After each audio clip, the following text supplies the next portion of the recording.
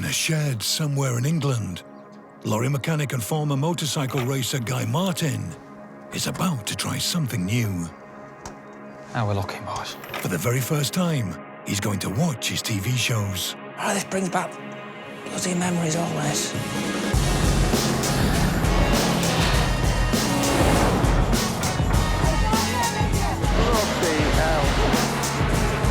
I'm not a big TV watcher anyway, and if I was, why would I be watching the programmes that I do? Because I know exactly what went on.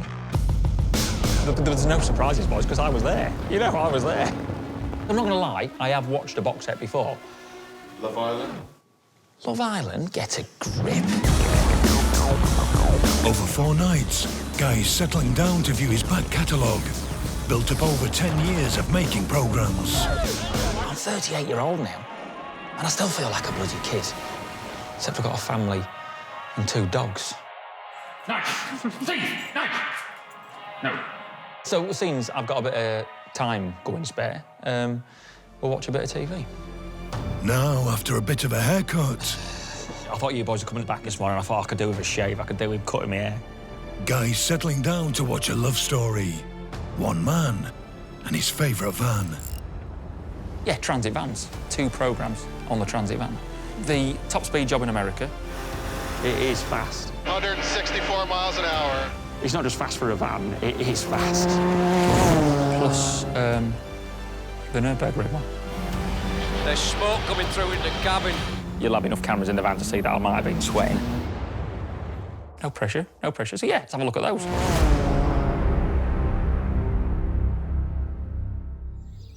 Back in 2015, Guy travelled everywhere in his favourite ever van. FT13 AFK, just me, that was my first transit I owned. All my other vans had been work vans, supplied by the boss, but this one was the first one I owned. Yeah. Unfortunately, that autumn, he wrote it off. Gutted. Love that van. Cloud in the back of a car transport.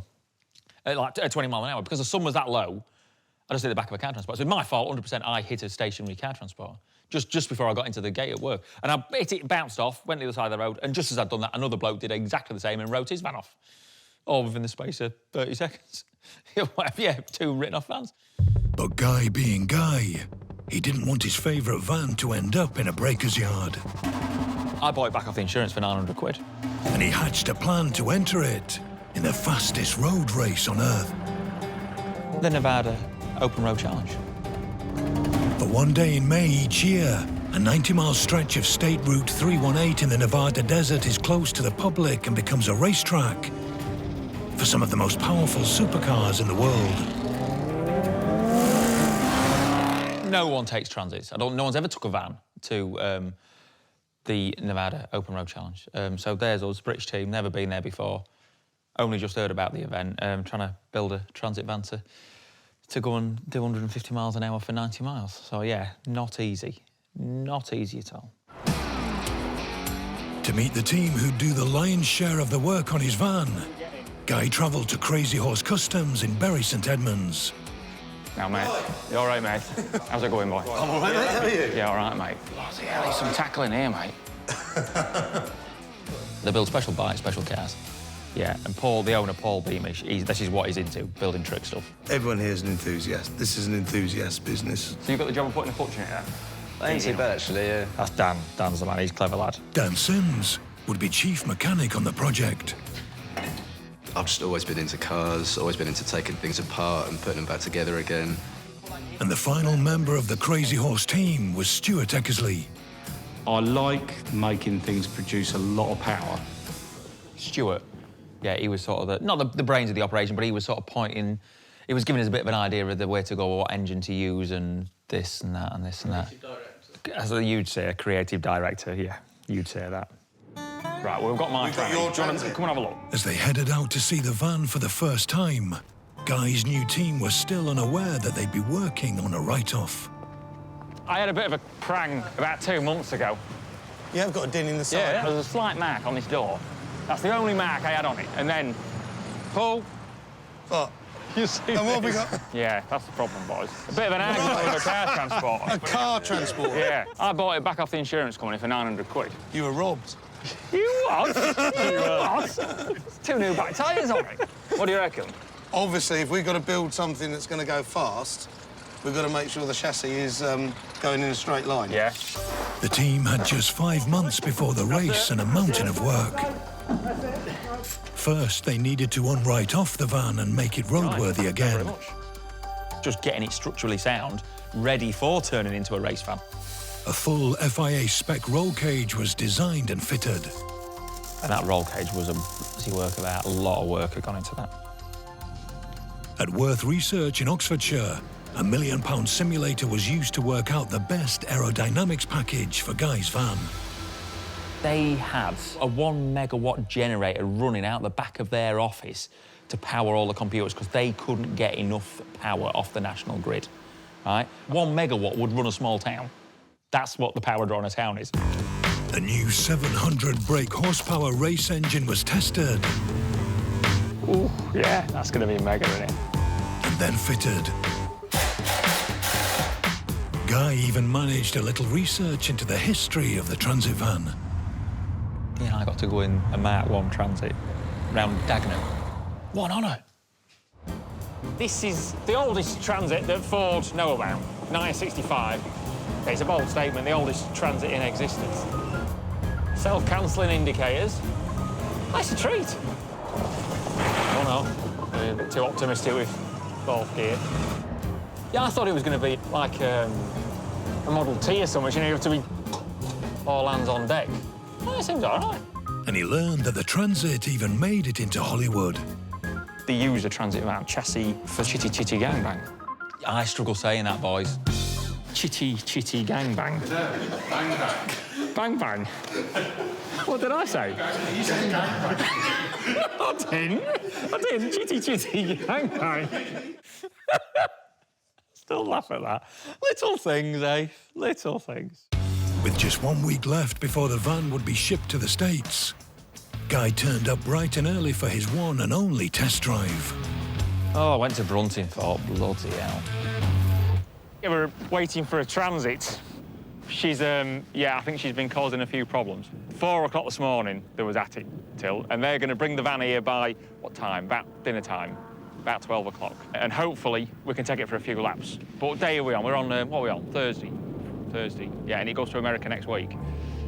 Goes to America on Tuesday. So we're cutting it a bit fine.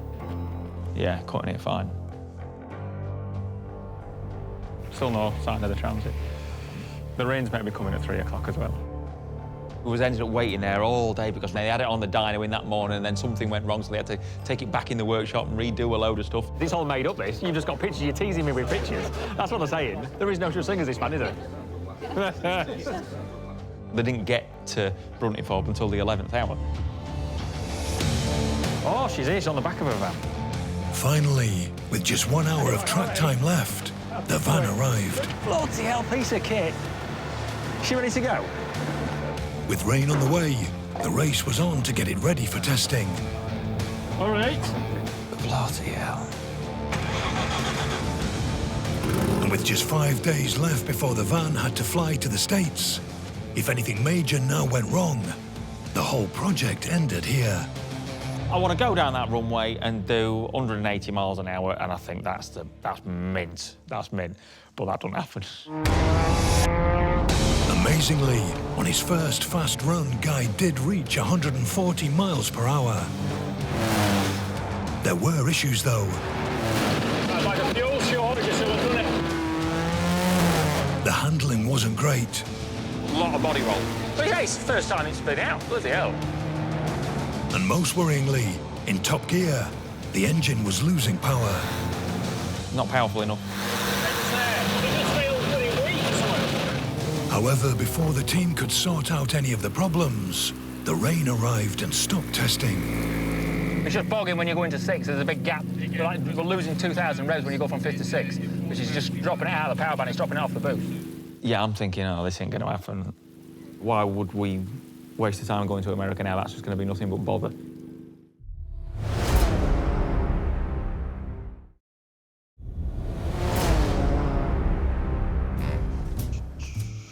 For the very first time, Guy Martin is settling down to watch the TV shows. which told the story of how he turned his favourite transit into a world-beating supervan. I can get a bit comfy. Job's a peach.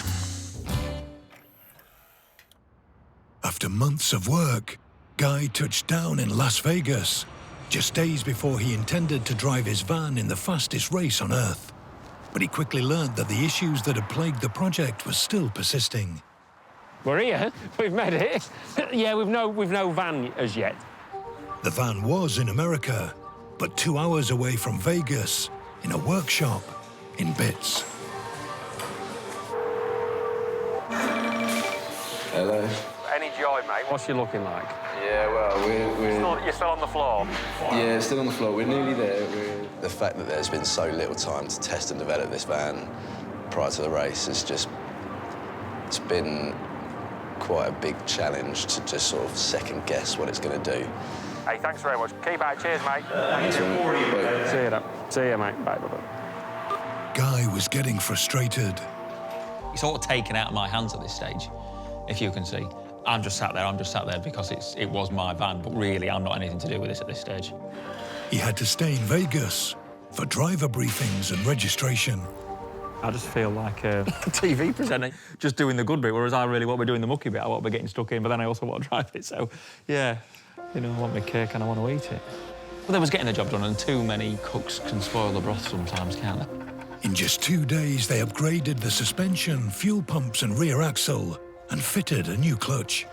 There was flying all over Vegas, bits from North America, just to try and get the van up and running. So trying to get bits from wherever they could to get it done. Everyone was trying their hardest and just stuff was going wrong. Yeah. So, yeah, we got a chance to do this with the crazy horse lads. Get on some Harleys and go cruising through Vegas. That is rock and roll, isn't it? Rock and roll. Britney Spears is doing Vegas, then. I don't know if that was, like, Take That doing Blackpool or something. Yeah, Vegas. I don't know what I can say about Vegas. It's not for me. It's all flash. It's all like you get in those casinos. You can't see if it's day or night.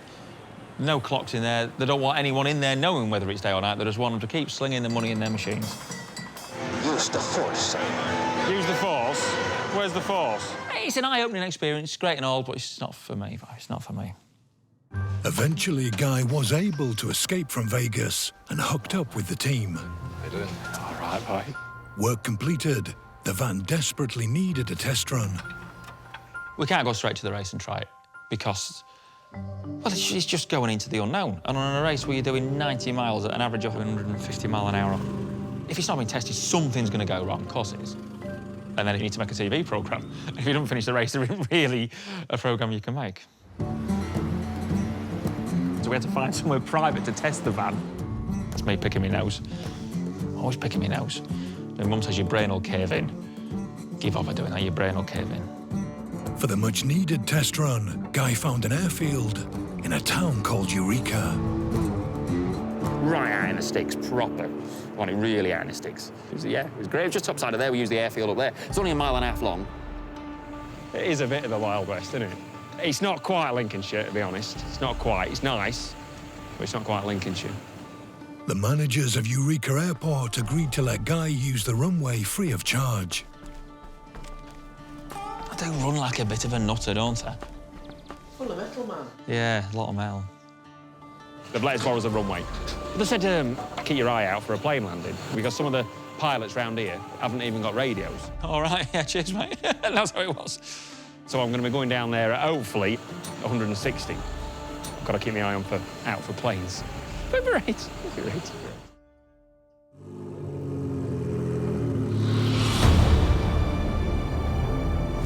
Yeah, I think it was a bit nervous. Yeah, it's the fastest I'd ever been in a van before.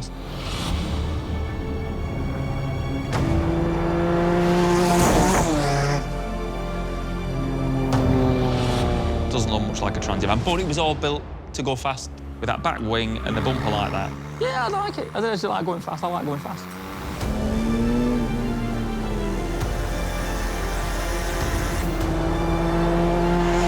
Eureka was a eureka moment. It boosted us up because we'd had this amazingly quick build. We didn't have a brilliant day at Bruntingthorpe. We then had to ship it here quickly, and then suddenly at Eureka, just about everything all came together. The final question was what speed class Guy and his van should enter. The Nevada Open Road Challenge is a time trial. The aim for competitors is to drive the course at the perfect average speed for their class. The team always intended to enter the 150-mile-per-hour class, which would mean Guy driving the whole 90-mile course at a perfect average speed of 150. But now they were having doubts. At that point, we don't know if it's even going to do 150 mile an hour. So to average 150 mile an hour, it's probably got to do 160 mile an hour. But it's pulling in sixth now. Yes, but will it get to 160? Yeah. I'd risk going in the 150 class because you'll get it up to 160. It's risky, but that's what we're about. We're going in the 150 class, shit or bust. Let's have a go, let's have a go. We're here. A lot of time and effort's gone into it up this stage. Decision made. The team headed for Ely, where the race would start. And the night before the race, Guy entered his van into another competition. In the town of Ely, there's a knocking shop. Every year, before the start of the race, the night before, all the ladies of the night from the knocking shop get to sit in and have a look round all of the cars going in the race. This is the beautiful aerodynamics. They sit in them and they sort of, you know, they check them out and they give a prize to which one they think is best. What's happening? Not much. Busy enough? Busy enough, yeah. Just a rabbit in the headlights. What I loved, it was a van. It's definitely different, something I've never seen before. Up for grabs was this, the Hooker's Choice Award. It's a trophy made of the very, very best plastic. After the judges had taken a look at all the cars and had time to deliberate, the winner was announced by awards organizer Robert Wood. In first place, one of the least likeliest vehicles in the 150-mile-an-hour class on Sunday. In the black Ford Transit van, all the way, good old England, numbers and match. My van won. My van won. There's the trophy, boys. There's the trophy. Hooker's Choice. Looks a bit rickety. That's a lot of trophy, boys. Biggest one I've ever won. Finally, race day arrived. Just 5 months after Guy's beloved transit van was a crumpled write-off, it was now at the start line of the world's fastest road race. This is the morning of the race, early start. I think it was first light we was there. Teaming up with Guy was navigator John Putnam. He'd already won the race 8 times. Knows what he's doing, knows what he's done. He won it as a navigator, which probably the navigator is the most important person in this event, is to make sure you're on track with keeping your average speed right. The idea is that we're going to cross the finish line at exactly an average speed of 150 miles an hour. On a 90-mile course translates into 36 minutes exactly. So the idea is to come in 36 minutes, .00000. Of course, before it could win, the van would have to finish. And after barely an hour's testing, that was far from certain. Because we'd not done any sustained high speed with it, so we didn't know how it was going to... So we were sort of going into the unknown. Yes, we'd be getting nervous at this stage. Finally, it was time to race.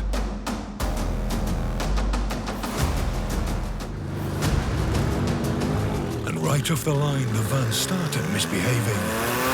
He pulled off in first, it sounded pretty good, and then he went for second and missed second. Then he went for second again and missed it again. I was just like, oh, just put it in third, just put it in third. But I'm trying not to panic, but he said that, Dan said put it in third, but it wouldn't pull third gear, he didn't have enough power to be able to pull third gear, so you had to get it in second. And I'm trying to be mechanically sympathetic with it all. Guy finally found second gear. Now he could really start accelerating.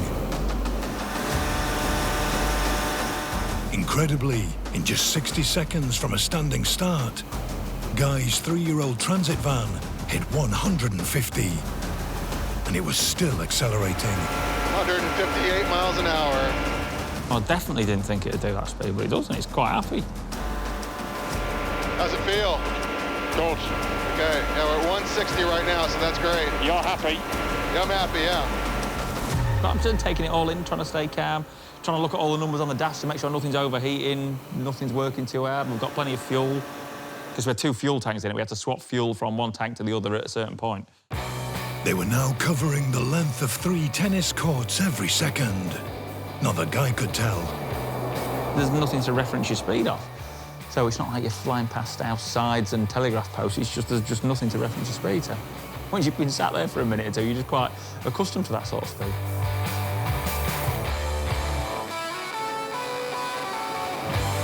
Got a 7 mile straight after this.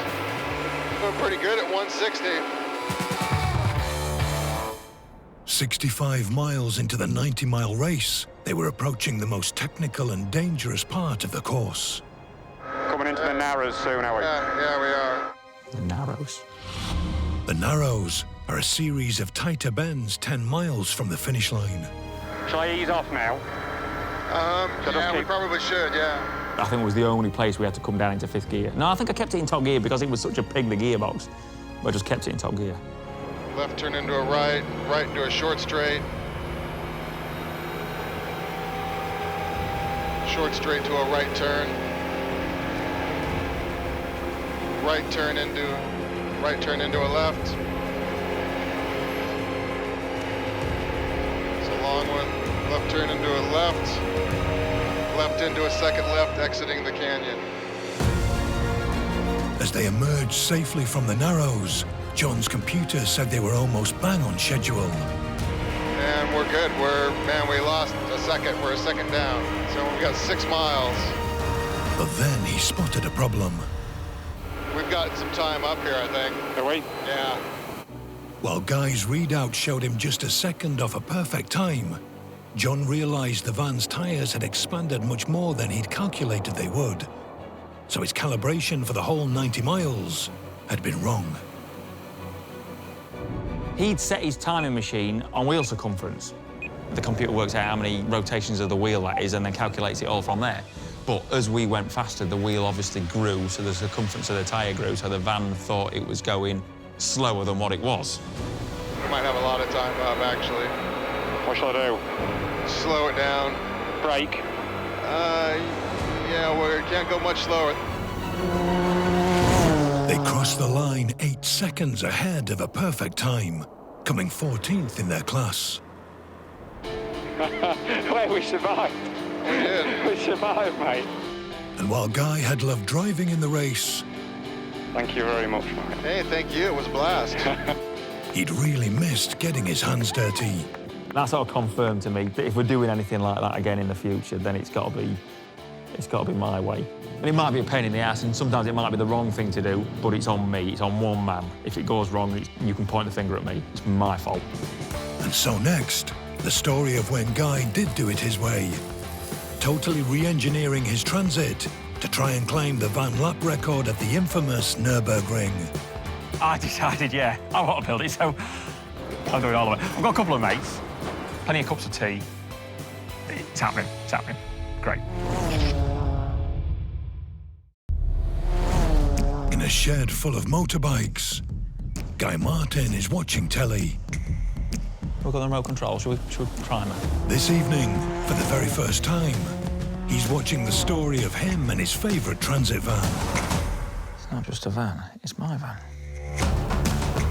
After taking part in the Nevada Open Road Challenge, the van stayed in America because a couple of months later, Guy wanted a shot at making his the fastest van on Earth at the Bonneville Salt Flats. Get the Transit on the Salt Flats and just to try and see we could make it the world's fastest Transit. The record for the world's fastest Transit stood at 176 miles per hour, set by F1 driver Martin Brundle in a 590 brake horsepower machine. And it looks like a transit van, but it's not a transit van. It was 70% the size, with a mid-mounted engine and a fiberglass shell. To claim the world speed record for his real transit van, Guy would need to push it to 177 miles per hour. What a place. We spent a fair bit of time on those Salt Flats, haven't we? Helping Guy at Bonneville was data technician James Scott from Radical Racing. Quite a lot of salt today. We've got a long stretch. We've got 5 miles to run on. Timing gate right at the end, so we'll know our final speed there. We genuinely all believe that we're just going to go out there and do 180 mile an hour, no bother with a van. No bother. After prep and practice, Guy had time for just one record run. Could he prove he owned the world's fastest transit?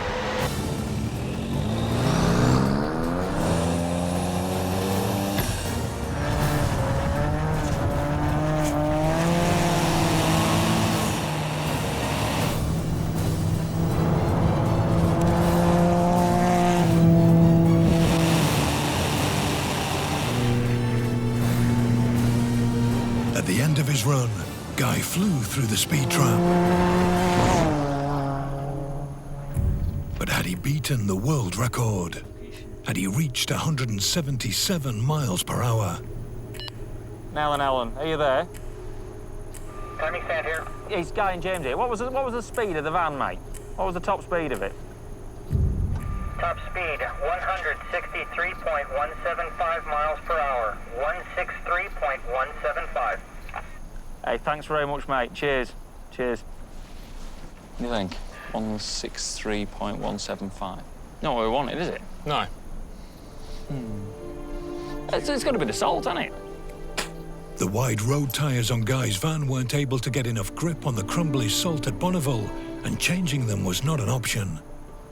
Guy's attempt to become a Bonneville record holder was over. There was not to be. Back home, for the next 2 years, Guy just shut the van away. And it just sat in my garage. And then you boys came to me and said, what do you fancy doing with that van? Why not try and break the van lap record at the Nürburgring? And I thought, you are, I like the sound of that. I like the sound of that. The 12.9-mile Nürburgring Nordschleife with over 100 corners is the most difficult, demanding and dangerous motor racing circuit on Earth. Jesus Christ. To prepare a van to drive this extraordinary track at record speeds would be a massive undertaking.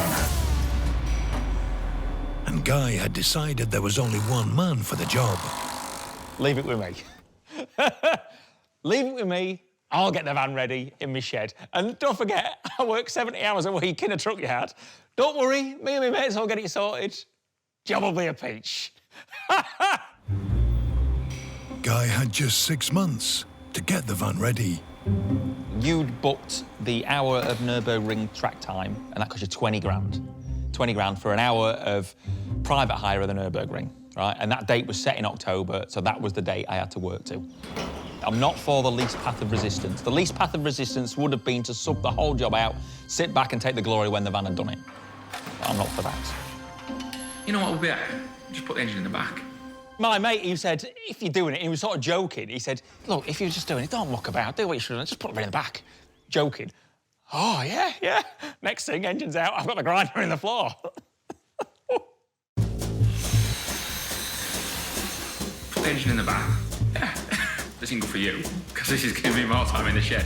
This is my missus filming. What have I done? I've just zoomed. Oh, Christ, you're really big on the screen. How do I go out? How do I zoom out? He's a good lass, Sharon.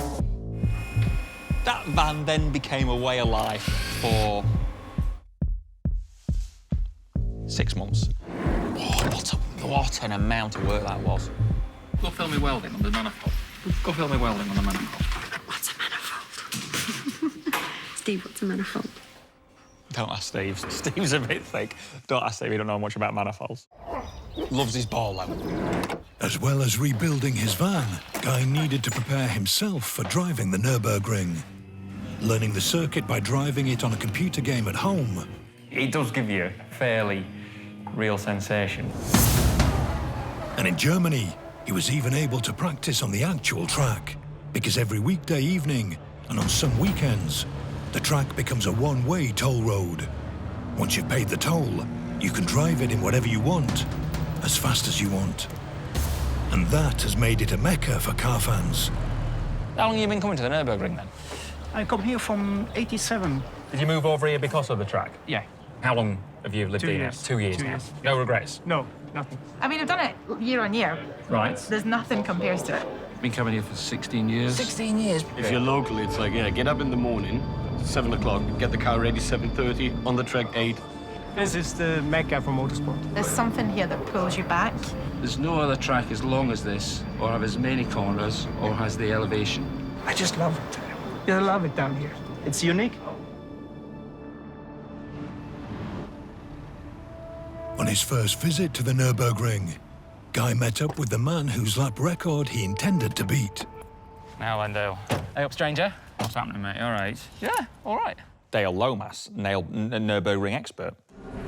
Driving a modified Volkswagen T5, Dale Lomas set the Nürburgring lap record for a van at 9 minutes and 57 seconds. He lives over there now, does a load of work for Jaguar Land Rover. Can see Versailles from the hairpin from the kitchen window. I've been riding and driving and instructing here, cracking on for 20 years. Well, I'm on to learn. I'm just going to, because you're the man that holds the record, I'm just going to milk you for information. Milk me for information? Yeah, get as much information out of you as I can. Sound lad, fountain of knowledge when it comes to that place. I had the great pleasure to kind of say, oh yeah, this is a 4-door Jaguar. Please hop in. So here we go. Love being a passenger, dead confident what he's doing. He's done like thousands and thousands of laps around there, so he knows what he's doing. And he was like, is this faster? And I'm like, oh yeah. How fast are we going now? Nearly 160. Little jump, down to 5th, turn it in, back on the gas. Everything he does is based around that track, and he's mustard fast. We're flying down the hill, way over 100 miles an hour, into the dip, and I just get the moment to have a quick look and see how Guy's doing. And I could see his eyes widen slightly. Little jump there. Little jump in the middle of Stefan Bella.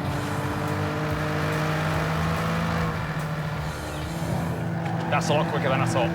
Yeah. That's a lot quicker than I thought. I'm not getting around there out like that. It's about being comfortable and having faith. He's got a big personal challenge ahead of him. He's got a 13-mile international standard Grand Prix circuit to learn. They've never built a circuit like this again because nobody would, because it's too much to learn. I've got sweat on. Change everywhere.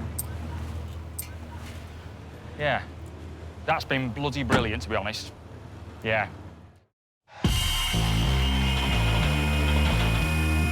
Over the last few weeks before his record attempt, Guy split his time between Germany and Grimsby, spending long days in his shed working on the van and spending as much time as possible on track at the Nordschleife. For his final practice session, Guy headed to the circuit with another ring legend. Right, I've got Andy Carlisle, motorbike, lap record holder at the Nürburgring. And you're going to give me a bit of advice, aren't you, mate? Well, come on, you don't need much advice, do you? You've got more tin cups than I have. Together, they headed on track in a small hatchback because this session was all about racing lines and technique rather than speed. Go. More. Faster than it looks, just run it out really wide. Go on, keep your foot in. Just some ideas of where to be a little bit cautious, where to expect the thing to have a lot of instability. All the way wide, don't hit that. You might roll the van. Am I what? Roll it. Honestly. There's always a problem with something that you find that you weren't quite expecting. Of course there is in an untested, unusual vehicle. What are we going to find? Brilliant, eh? Not bad, don't work. What are you thinking? Petrol, get it revved. I'm paying for the petrol. Back in Lincolnshire, following 6 months intensive work, Guy finally finished his re-engineered van. Well, no, I never went to bed and didn't sleep because I was always knackered. He then took it down the road to Cadwell Park racetrack. This would be his only chance to drive it at speed before the record attempt. Some pressure, boy, some pressure.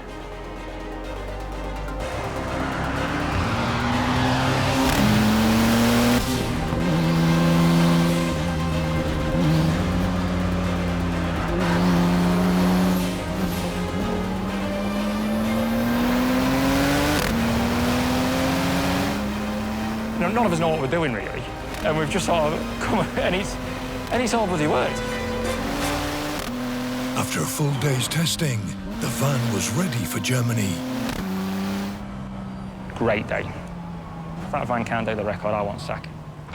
I want sacking. Just 1 week later, Guy and his van were in Germany. Worked the Friday, got the boat Friday night, got off the boat Saturday morning, drove to the Nürburgring, got there for Saturday dinner. So we've got all day Sunday to relax, prepare the van, you know, do all the little polish it a bit, check everything, check all the levels, ready for the £20,000 1 hour on Monday. We've not scrimped anything, we've not bodged anything. Everything is done to the best of our ability. Job should be a peach.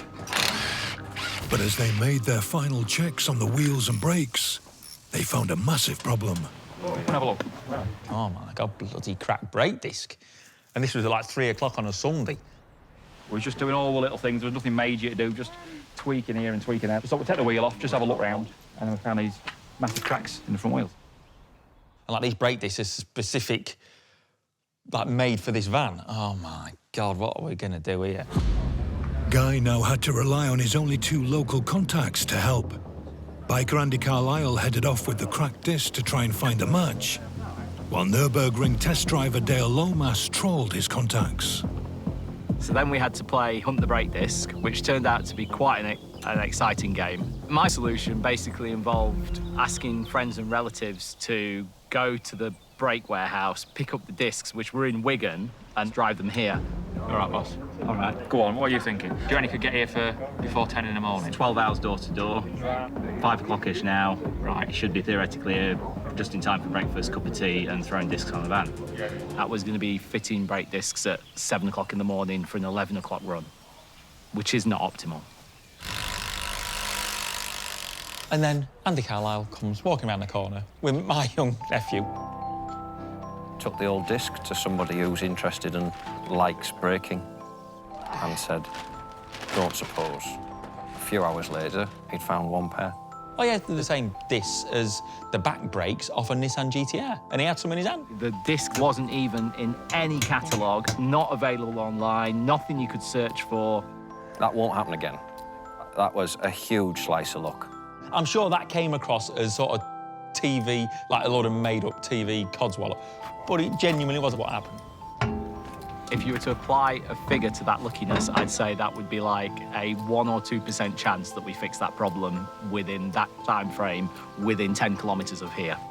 And that was right, that's bang on, nothing made up. Guy's record attempt was now back on track. And relax. Hopefully, everything will go well tomorrow. We'll do a couple of steady laps to start with, break the record on those steady laps, and then just go and smash the record. And then we can drive home happy campers. But that's not going to happen. Something's going to go wrong. Of course it is. We know that. Of course it is. Which is right. Obviously, I said it.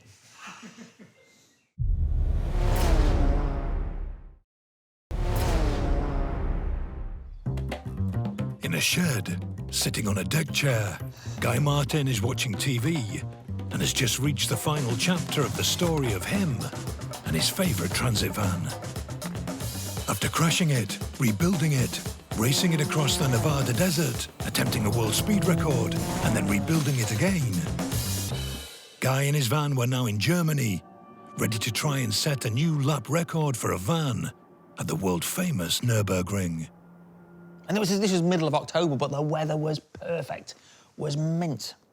What's they doing back home? He's lashing it down. Driving here was 28 degrees. Beautiful, beautiful, right. Guy would have the whole track to himself for 1 hour to make his record attempt. But he now reveals that he and his van very nearly missed their slot. It smashed the CV joint. Oh, my word. A CV joint is an intricate ball and socket joint connecting the drive shaft to the wheels. Its job is to allow for the up and down motion of the suspension. I wasn't talking at that stage, but I was on it. So you'd think this was made up, but this was 20 minutes before we had the 1 hour. And there's me with a near side upright off, changing the bloody CV joint. Guy did manage to change the joint in time, and then quickly changed from mechanic to racing driver. Racing van driver. I was thinking about race boots and all that. Transit, innit? Yeah, get your work boots on. Yeah, I think we're all right. I think we're all right. Obviously very nervous, because I built that van, it was all on my head. Which, fingers crossed the van's all right. Fingers crossed I don't do anything stupid, which that's not out of the question, is it? That has happened before, hasn't it? That morning, Guy had decided he wanted a co-driver. Andy Carlisle, the fastest man around the ring on a motorcycle. I was definitely better with him telling me what to look for in certain cars. And I thought, well, it's just a van lap record. It doesn't matter if someone sat next to me. I mean, Colin McRae's done all right. He did all right with the job, didn't he, with having someone sat next to him? So we thought, well, why not?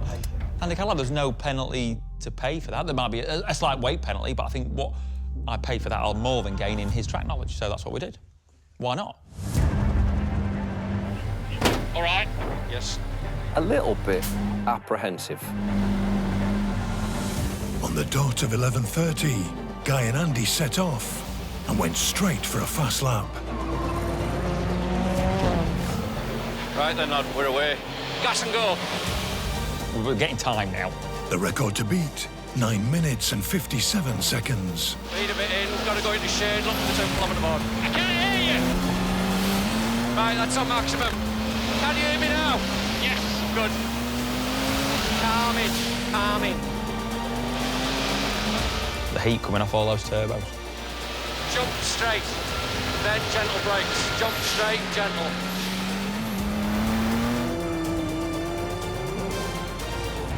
Test the curb, see what it behaves like. No, it bounces. Skimmer brakes, feel it hop.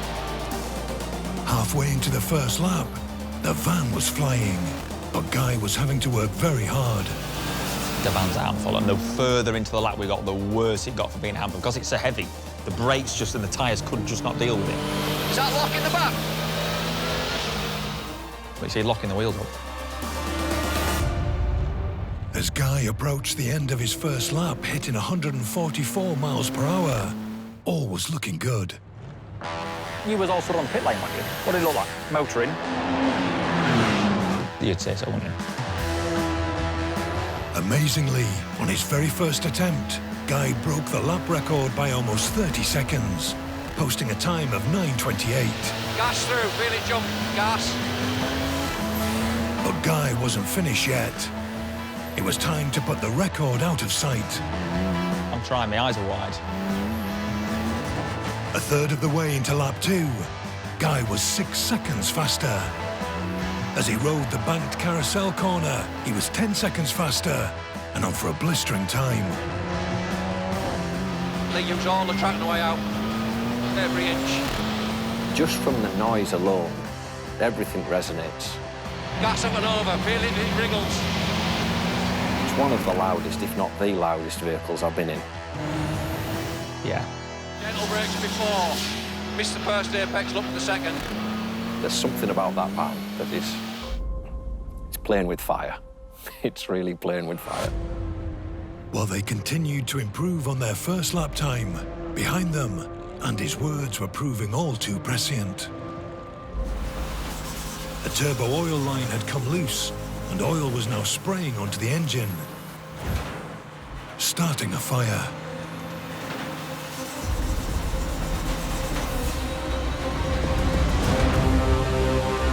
Yeah, I can see. I didn't know at the time. I could smell something. There's smoke coming through in the cabin. Reading the apex. What are the temperatures like? Good. Right. Keep going, it's not completely on fire yet. Keep your toe in until you see something go wrong. If it starts getting too hot. Faster than it looks, you can let it run out really wide. Anything like that. A red light come on the dash, and I know to stop then. But it's going all right, so I think, right, well, let's just keep on. Touch more gas in, more again. As they reached the long 2 kilometre straight before the finishing line, the fire was getting worse. And then... And she conked out. Yeah, I went for a 6th gear and it just cut out, and I don't know why. Reset everything, switch everything back on. Ooh, she fired up again. Lap 2 was a write-off. The engine cutout had ruined their lap time, and they were still on fire. guns in the back of the car. They were forced to come in. Fire! Right next to the fuel pumps. Well, I didn't know it was the fuel pump. Yeah, that's maybe not the most sensible option.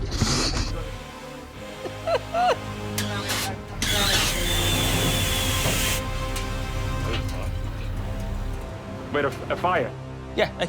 Yeah, if anyone's taking the blame, I'll take the blame. There's only one person to blame there, because that was on my head.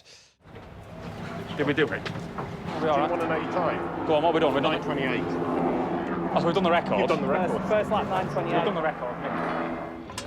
Surely everyone knows that if you're going to go to a racetrack, you don't take a van, no matter how much modifications and silliness you've thrown at it.